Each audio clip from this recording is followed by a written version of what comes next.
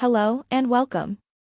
Now, in this video, we are going to walk through the process of you signing up for the Canva affiliate program. If you go to your favorite search engine and you type in the words Canva affiliate program, someplace within the search results, you're going to see canva.com/affiliates. You're going to click on Canva affiliates program, and the Canva affiliate program is on the Impact network. Now, there is an application process, so the affiliate manager will be looking for certain aspects of your business to determine if you are a fit for their program. If you have questions about what they may be looking for before you make application, you can email them here at this email address as of the recording of this video, or you can just click on this link. This says Join Now. This will take you to the impact.com sign up area. You're then going to click on Sign Up. You'll then see the terms of the contract. You'll then click Accept.